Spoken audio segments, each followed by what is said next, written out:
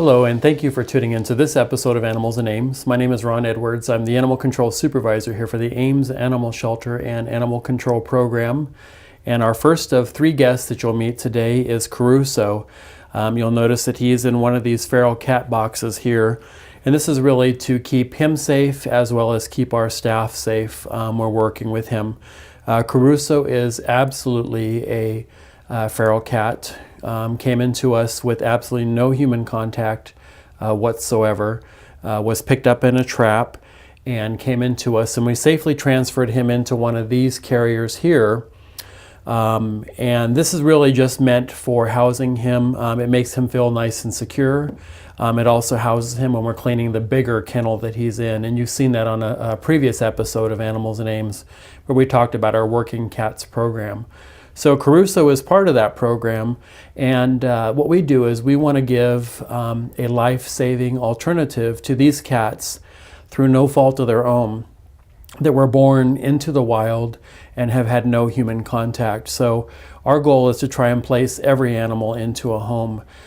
We want euthanasia to be an absolute last resort here, and we never euthanize for time, we never euthanize for space. So that's a very important policy that I have here for our staff and our facility. So Caruso is part of the Working Cats program. He is available for adoption to a very specific home. Caruso is not the kind of cat you would have in your house. He is going to be a working cat that's going to live on a farm and typically an outdoor environment. But what's really important with the working cats is that they're not meant to live in outdoors unprotected from the weather. As we know, the temperature is currently in the single digits. Snow is going to be here any day. So it's not an appropriate environment for these cats to be out there without having some place to get away from the wind, the cold, the rain, the snow, the ice, all of those things that could be very harmful and fatal to these cats. So again, Caruso has had no human contact. The Working Cats program will get them spayed or neutered. In this case, he was neutered. And we tested them for feline leukemia and feline AIDS. Both tests came up negative. He's been vaccinated for rabies, and now it's just a matter of finding him an appropriate farm-type environment where he can get into a barn or maybe a heated garage or someplace where he's going to be safe and out of harm's way and out of our harsh weather conditions, where he's going to be provided with food and water. Of course, the real important thing at this time of the year is that the water that's provided for these feral cats and other animals that are outside is that it's heated so it doesn't freeze over. Frozen water does not help these animals. They're not going to lick it like it's an ice cube. So it's really important that they're provided with the appropriate diet as well as the fresh water that's not frozen. So we have some pretty strict requirements that we're looking for working cats' homes. There's actually no adoption fee for these cats. The shelter spends a great deal of money to get them spayed and neutered, tested, rabies vaccinated, and then we don't charge an adoption fee to the adopters. And it's really to help, again, save lives. They're not a normal cat adoption, so we're looking for a very specific home. If you're interested in Caruso or the other cats, and we almost always have feral cats, and maybe just one or two at a time that are part of our Working Cats program, call the shelter. We'd be happy to share the information with you, or you can come on down here and we'd be happy to talk about the program, hear what kind of a facility environment you have for them, and see if you might be approved for one of our working cats. Again, it's no fault to these cats that they have not been socialized from birth. And we want to make sure that we're placing all the animals that we can into an appropriate home. And for a working cat, that's going to be in a barn or a similar type situation where they have that safety and security away from our harsh winter conditions. If you're interested in Caruso, give the shelter a call.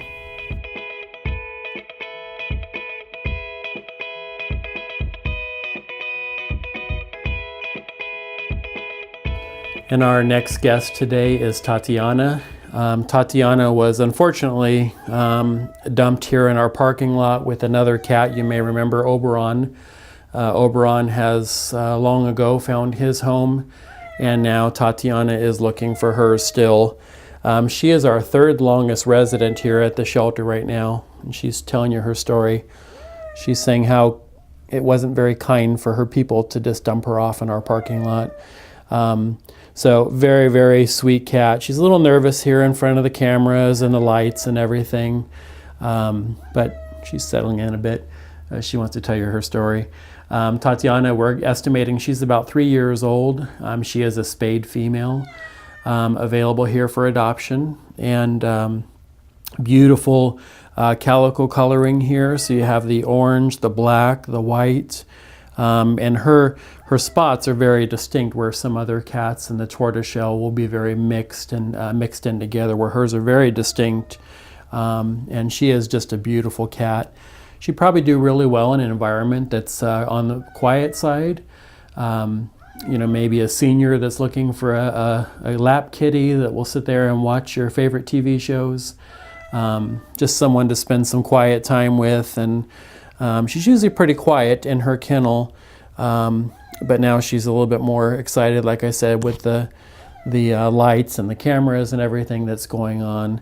But Tatiana is a sweet girl. She has not shown any behavior problems here. She hasn't offered to strike or bite.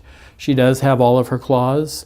And of course, one of our things here at the shelter is we want to make sure that she stays that way. And we do provide the free nail trims for life. And now that I say that, I do believe she might be I think she is front declawed. And I think she does have her back claws. So she is front declawed. We want to make sure that she stays in an indoor-only home that's going to make sure that she's safe and secure. Cats that don't have their front claws cannot get up in trees as easily. They can't get away from predators, and they oftentimes can't defend themselves. So a surgery that, of course, we would prefer that she didn't have, but she came into us this way. So if someone is looking for a declawed cat, and a beautiful declawed cat, Tatiana might be the one for you. So if you're interested in meeting her, now she lived with another cat, at least we're assuming, since the other cat was left with her. So she may be okay with another cat in the home, but she would also, of course, do very well in just a single environment where she's the only kitty and she's the queen of the castle. So if you're interested in Tatiana, come on down to the shelter or call us and we'll give you more information about her.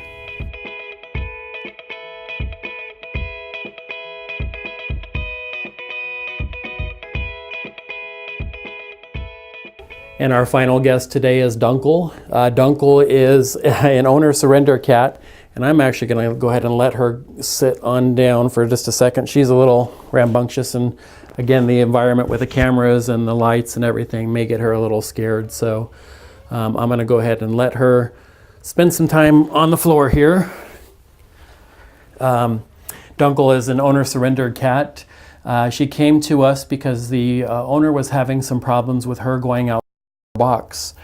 We took her to the vet and found out that she did have some medical issues and needed some inappropriate diet. We did some blood work and found out that she was having she has some inflammation in her bladder. So she's put on now on a special diet. We have not had any problems with her going outside of her box here at the shelter, but she does need a home that's going to be understanding and also take her to the vet when she needs to. We do get throughout the year a lot of cats surrendered to us because they stop using the litter box. The first question that we ask everyone when they surrender a cat with those issues is, have you taken your cat to the vet lately? And unfortunately, the majority of the responses are no. People wait until they get fed up with it, and it could be something as simple as a urinary tract infection where the cat needs some antibiotics. So it's really no different than people. And if you have ever had that condition, you know that it's extremely painful, and it's something that with some simple antibiotics can be cleared up. So there's really, it's hard for us to understand why someone that's had a pet for so long would not take it in and get some blood work done, urinalysis, to find out if that is actually the issue. A lot of times it's because something else in the house has changed. You've brought home a new puppy or a new cat, or someone else has moved in or moved out. So a lot of stress factors, it's hard for them to adjust to the new situation.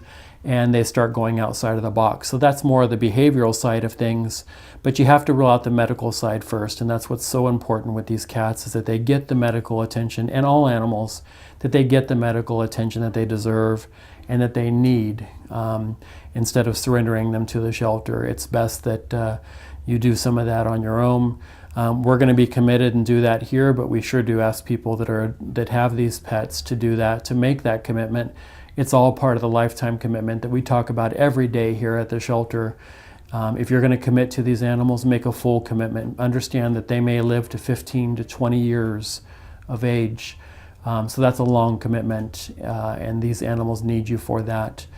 So please take care of them and give them the love and vet care and everything that they deserve to have. If you're interested in Dunkle, Dunkle's now popping up over here.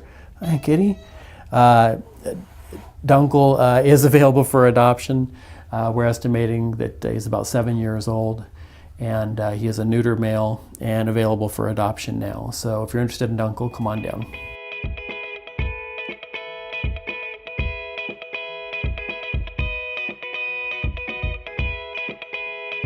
Well, that's just 3 of the animals we have available here for adoption at the Ames Animal Shelter. I need to make some corrections. Realize that I made some mistakes just after the animals got off the camera.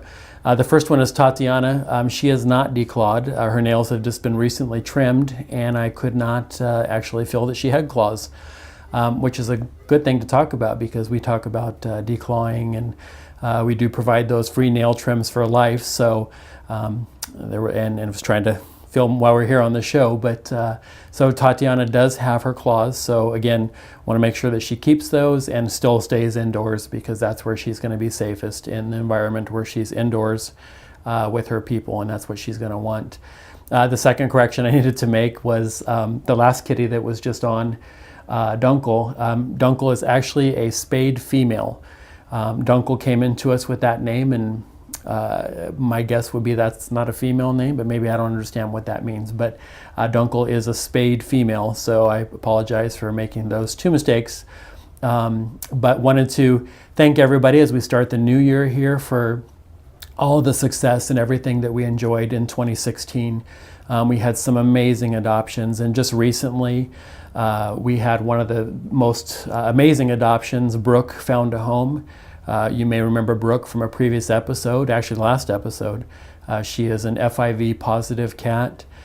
She's missing one of her eyes that we had to have taken out because of injuries. So she also had kittens while she was here at the shelter. So Brooke was a very special mom and a very special kitty to all of us, and we just found an amazing home for Brooke. We couldn't be happier with the family. We posted on Facebook. You can see a picture there of Brooke and her new family. And Pinto was another one. The owner had passed away. So Pinto was a really large black and white cat that we got adopted, and another wonderful home. Just so many amazing homes to talk about in 2016. I can't even mention all of them, but just some great success that all of us really appreciate. All the people who watch this show, who share it with friends, who talk about the animals that are here for adoption. And keep in mind that you've only seen 3 today, but we have quite a few others that are back there available for adoption. We still don't have any dogs for adoption. We made a goal of adopting all of our dogs out, and actually all of our cats too, by the Christmas holiday. And we did get all the dogs adopted, so we didn't have any dogs here during the Christmas holiday, which was a great thing. They're all in new homes, new loving homes. Just some amazing people come into the shelter and adopt animals from us, so we're so happy for that. We're looking forward to 2017 and hopefully able to find more animals homes and get some of these cats adopted here that have been staying here for a little bit longer. So thank you for watching, and thank you for all of your support and staying in tune with the shelter on this channel, watching Facebook, and all the different ways that you support us and the animals.